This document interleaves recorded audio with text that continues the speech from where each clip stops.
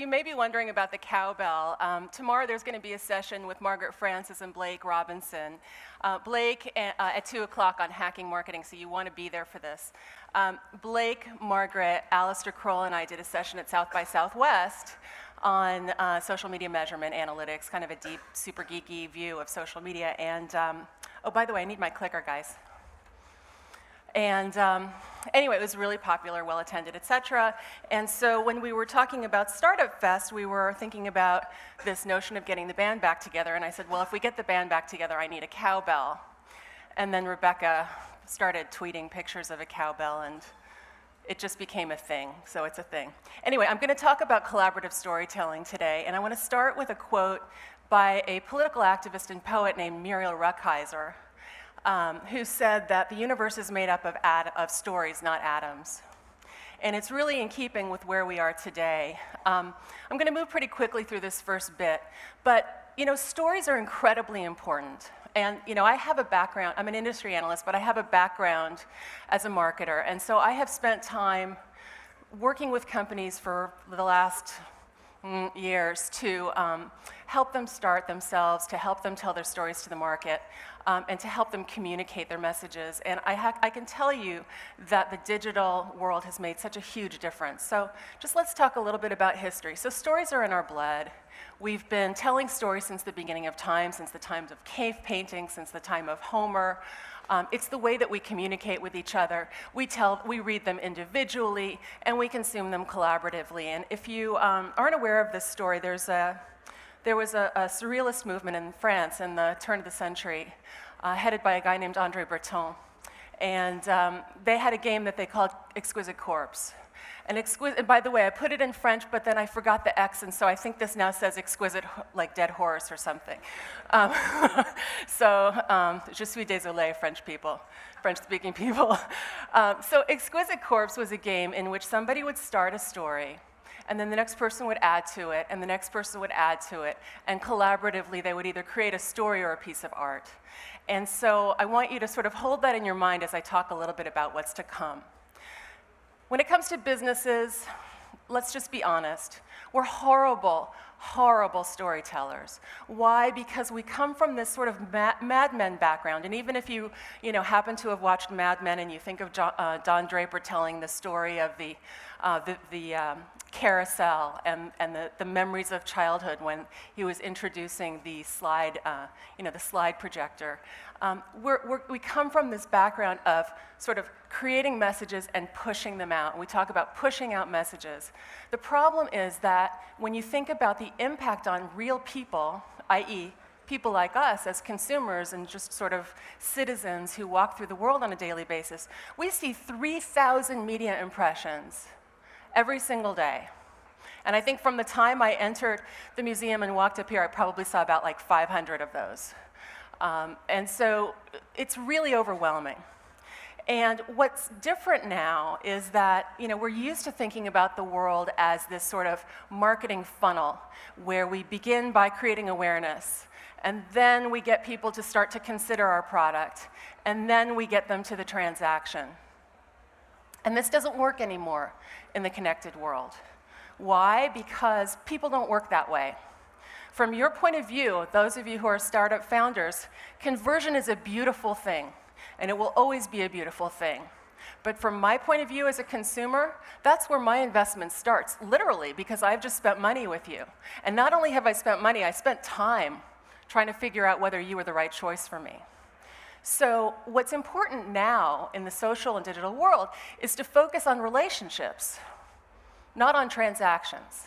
That's the big difference. That's the disruption. And the reason it's a disruption is that it's really, really hard. It's hard to have relationships. Any of you who are in relationships know you have to work at them.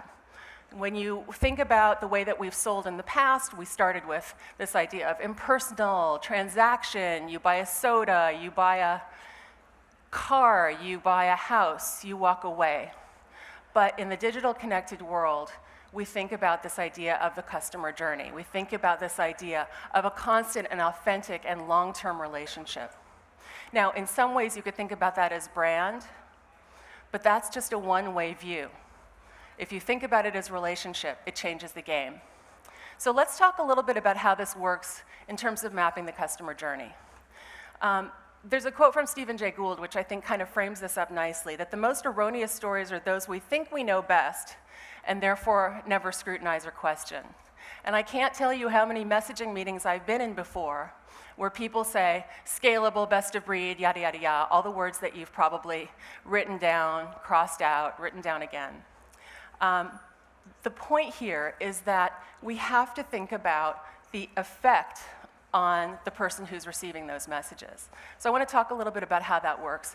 To do it, there are a couple things you need. Number one, you need some data.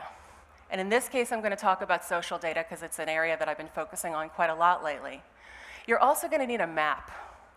And when you think about social data, this could be a whole talk in itself, but when you think about social data, it is so different from what's come before. Why? It's a kind of big data. It's heterogeneous, it's volatile, it comes in tremendous volumes, it's overwhelming.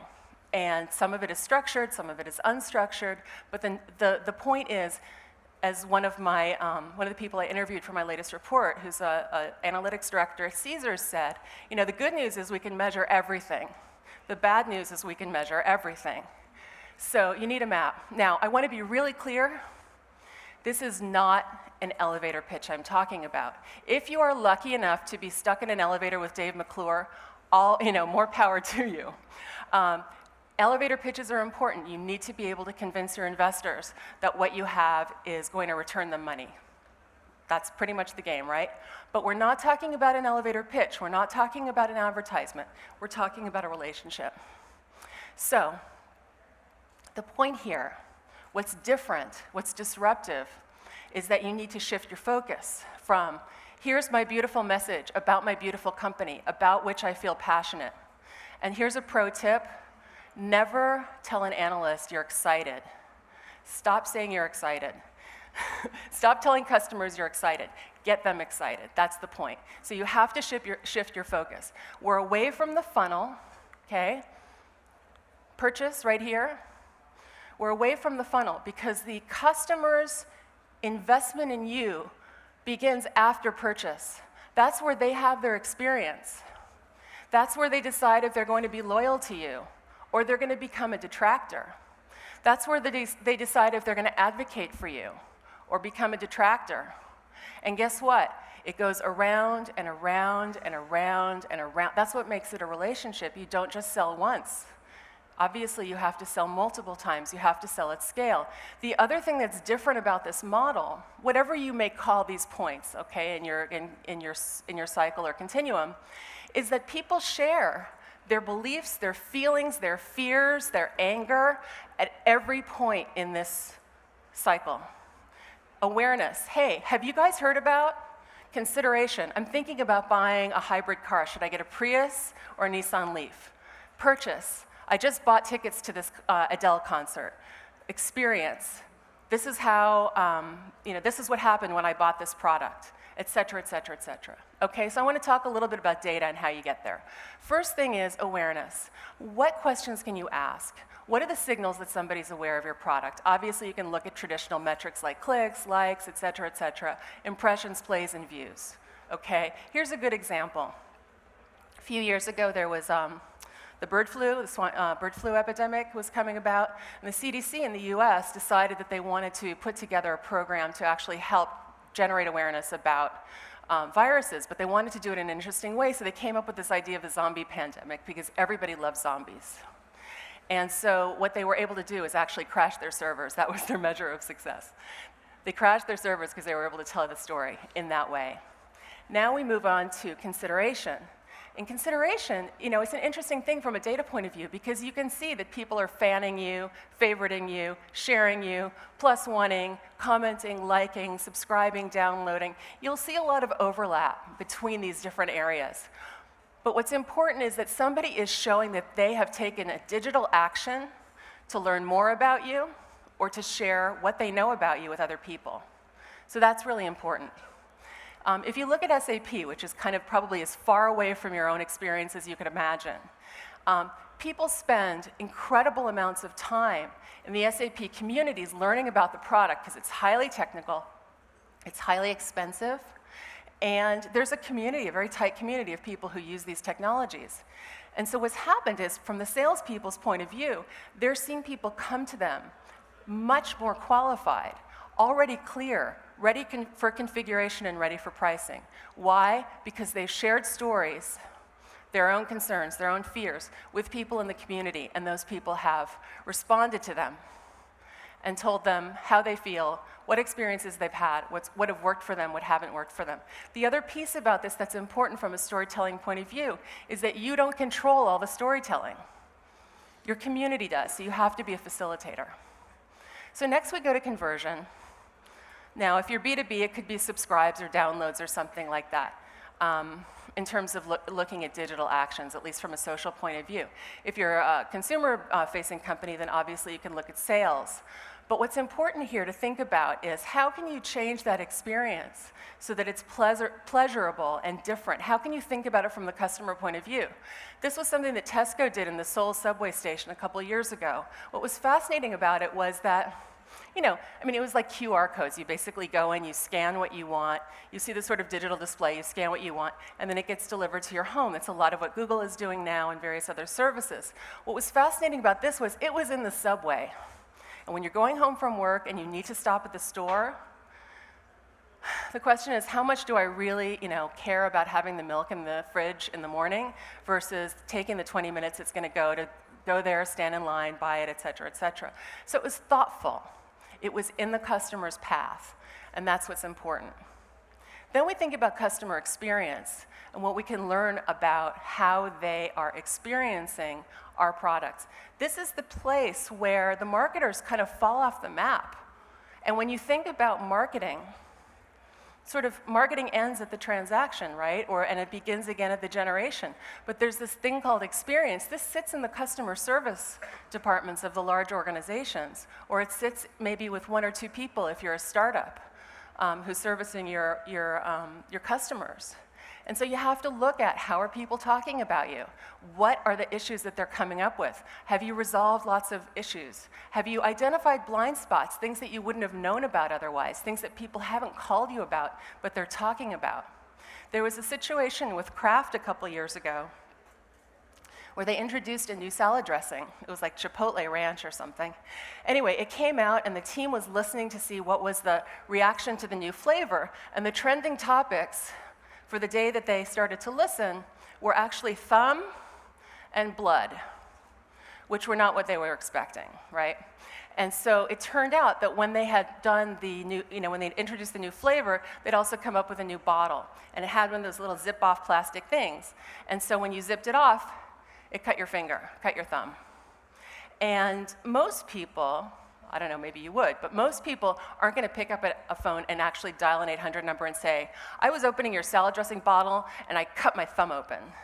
They're going to save that for like salmonella or something really, really dangerous or upsetting. They're not going to save it for a minor annoyance, also because most people are going to sort of blame themselves, right? So Kraft wouldn't have known that this was sort of a mini hazard until they actually started to listen.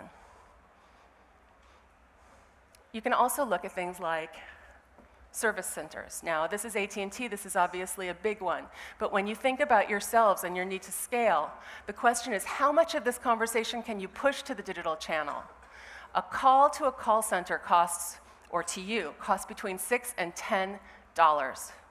Call centers probably actually a lot cheaper because they have technology that helps them scale. If you're a startup, it's a lot more expensive to you to pick up the phone if you have 10 people in your company and answer a customer service call. So as much as you can push that to the digital channel is really important. And AT&T saw 16% call deflection, meaning that 16% fewer calls were received in the call center. That translates to millions of dollars. Now we look at loyalty. And it gets a little fuzzy here. But you think about things like sharing and commenting with positive sentiment. You think about pins and repins. You think about fans and favorites and likes. You think about everything that we can understand about people's attitudes about us and their commitment to us over time, from a metrics point of view. Now, this is an interesting one because this is about building loyalty from a marketing perspective. This is Chase and IHG hotel groups. And their idea was to actually just create a co-branded card. Very simple, but basically what they were able to do was get a lot more signups, a lot more subscribers, and get people to re-up. And so, from a story point of view, it's not that compelling, but from a data point of view, the campaign just delivered like an 80% increase in signups. It was a big deal. And so again, you can measure that. Then we move into advocacy. And advocacy and influence are things that we could spend probably a whole conference talking about. But when it comes down to it, I really want to caution you to stop thinking about this idea of reputation and influence and all this stuff from this kind of conceptual point of view, and really think about it in terms of hardcore action. What do people actually do? What do they do, and what do they say that proves that they advocate for your brand? So, what they say, positive sentiment. I love Diet Coke, or I love whatever it might be.